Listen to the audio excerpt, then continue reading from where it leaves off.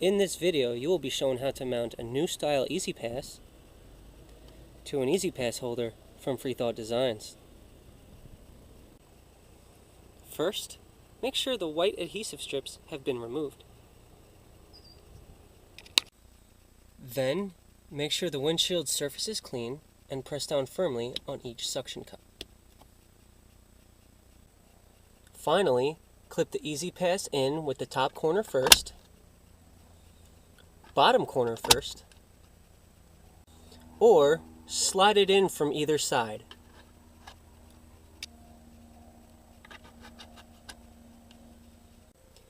To remove, simply slide the tag out from either side.